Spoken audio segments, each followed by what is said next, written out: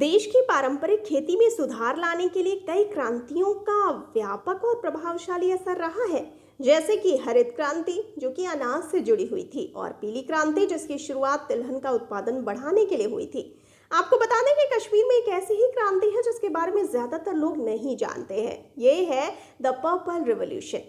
साल 2007 में विज्ञान और प्रौद्योगिकी मंत्रालय यानी कि ministry of science and technology ने अरोमा मिशन के तहत बैगनी क्रांति यानी कि पर्पल रिवॉल्यूशन की शुरुआत की थी। आज जम्मू कश्मीर के 20 से ज्यादा जिलों में लेवेंडर की खेती हो रही है, जिसके कारण किसानों की आय में पहले के मुकाबले 5 गुना ज्यादा बढ़ोतरी हुई है। जम्मू कश्मीर की जलवायु परिस्थितियां यानी कि क्लाइमेटिक कंडीशंस यूरोप जैसी ही हैं। शीतोष्ण कटिबंधीय जलवायु और हाई एल्टीट्यूड सॉइल ही इसे लेवेंडर की खेती के लिए उपयुक्त बनाती है। आपको बता दें कि लेवेंडर या लेवेंडुला एक सदाबहार पौधा है जिसे इसके एसेंशियल ऑयल के लिए काफ़ी जगहों पर उगाया जाता है। इसमें एक बेहतरीन खुशबू होती है और सिर्फ अभी नहीं बल्कि माना जाता है कि एंशियंट रोमन में भी यहाँ लोग नहाने में इसका इस्तेमाल करते थे।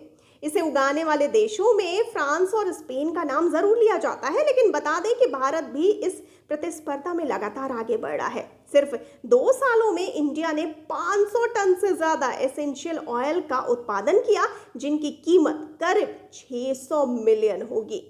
आइए अब जानते हैं लेवेंडर एसेंशियल ऑयल के क्या इस्तेमाल है। तो लेवेंडर से बने एसेंशियल ऑयल का कई तरीकों से इस्तेमाल किया जाता है, जैसे lavender massage oil, lavender incense, lavender face wash, lavender scrubs और लेवेंडर परफ्यूम्स।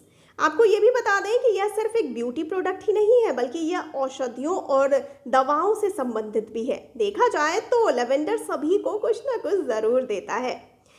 कुछ प्राणी ऐसे हैं जो इसका फायदा बिल्कुल भी नहीं उठा सकते। जी हाँ, हम यहाँ बंदरों की बात कर रहे हैं। यह लेवेंडर के पौधों को नुकसान नहीं पहुँचाते हैं, ये बस इसे सूंघते हैं, रिलैक्स होते हैं और चले जाते हैं।